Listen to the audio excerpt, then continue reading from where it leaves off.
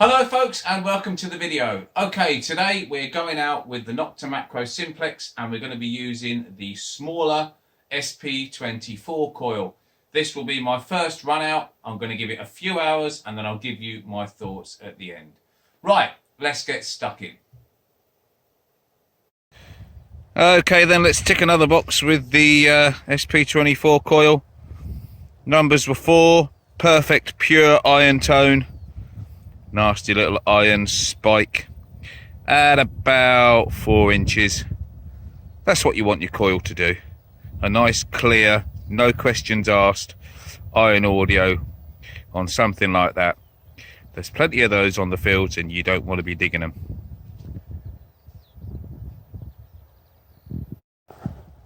Well, that's another test out the way. Power lines, walk straight under them. Ever so faint little crackle in the background from the SP24 coil, but nothing to worry about. I didn't even make any adjustments. Didn't see the point. So, all good. Now that's interesting. I've had perfect tones on iron rings like that with some machines. But the numbers jumped and the sound just sounded too good to be true. Maybe it's because it's creased. Maybe it's the orientation. But the SP24, it just didn't sound right. I wasn't confident about that. I didn't think it'd be an iron ring. It might just be the crease. I'm not saying this coil's a wonder coil or anything. I'm not making any silly allegations or, false promises. But I am impressed that was a bit of a funny, weird signal. And I had a funny feeling it might be iron. But those rings can really fool detectors. So I'm quite impressed with that.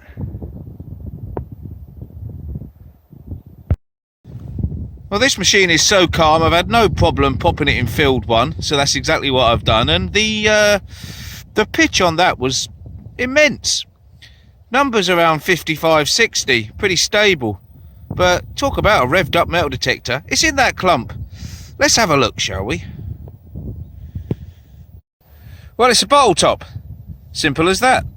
But man, that coil didn't half latch onto that. It wasn't deep. It was a bit more squished than that. I've just unravelled it for you to see. It was more kind of like that, really. But yeah. Oh, I've lost the focus. Well, anyway, no point dwelling on that, is there? Okay, does anybody recognise that? It's the base stand of a toy soldier or some kind of most likely historic figure. Yeah, a die-cast model. That's where his 2 feet would have gone, look, and he's snapped off. I'm going to scour the area just in case the rest of this little toy is in the same vicinity. But that's definitely the base stand for a toy soldier or figurine.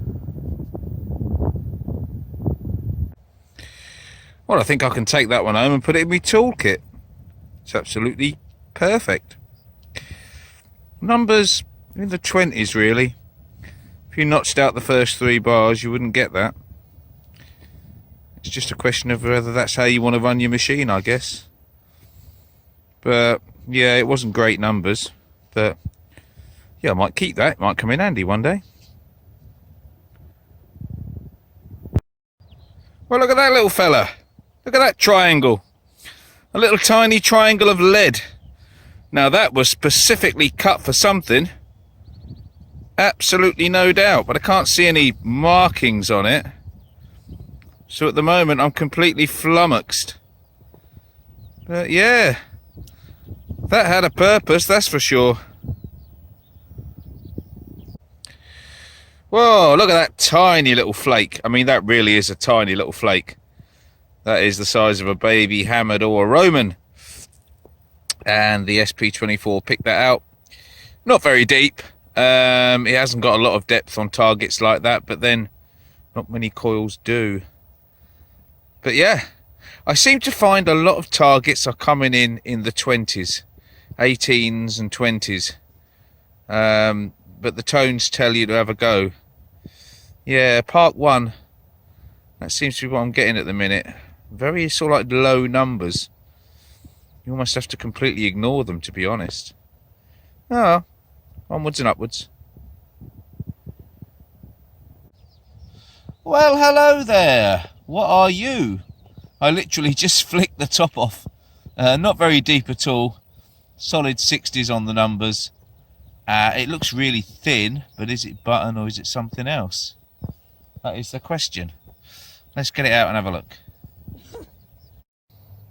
Well, I think it is button, because I think that's the shank circle in the middle. But if that's the case, then why has it got a strange rim around the inside and nothing on what would have been the outside?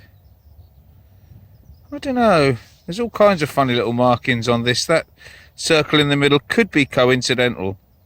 It probably is a button, but I'm not 100% convinced. I'll give it a clean when I get home, just in case it's something else. Well, I do believe we've got ourselves a coin with the Simplex and the SP24 coil. It came out of yonder, flicked out, and it was a bit of a funny signal, sort of mid semiconductor numbers. It must have been laying at a funny angle, because put the coil over it now and you can come up several inches and you're in the 80s. Classic copper coin signal. But it wasn't like that in the ground, and it wasn't very deep, so it must have been laying at an awkward angle. Right, let's clean it up and let's have a little look and see what we got, shall we? Did I say let's clean it up? I don't think we'll be cleaning this one up in the field. It's filthy. It's got some schmooze on it. There's definitely some kind of rim on that side. So there is some hope for this. But it's a dirty one. It's going to take a good old scrub, I think, to see if we can get anything off of it. But yeah, it's a bit sorry for itself at the moment. So fingers crossed for that. Let's just hope we can get it home and do something with it and work out what on earth it is. Okay, well, I just got really close to that beast of a pylon. Not just the power lines, but the actual pylon itself.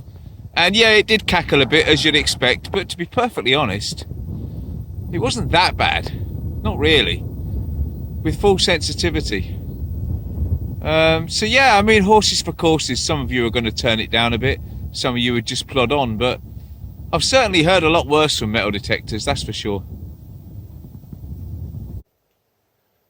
So there you go, folks, the SP24 coil. Now, what did I think? Well, it's certainly calmer than the 11-inch stock coil, and that's what a lot of people wanted. A coil that wasn't quite so chatty, didn't quite give as much feedback while you were going along. But there are pros and cons of both. With the 11-inch coil, I can't push the sensitivity to maximum on the field that I tested both coils on, but I can on this one. There's more sensitivity with the larger coil. It sees a larger footprint of the ground, and I think it's fair to say it is a little bit more powerful. But of course, this one gives you a much quieter, calmer search. So it's a trade-off, and it depends on what you want. Now, clearly from the video, you can see that this coil is still going to find you stuff.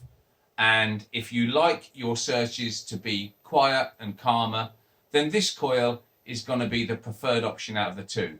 Personally, I don't mind a little bit of chat and feedback, and I like to know that my machine and my coil are on the edge, shall we say, really kind of pushing it. So for me, it's probably the 11-inch coil that I'm going to prefer on most sites.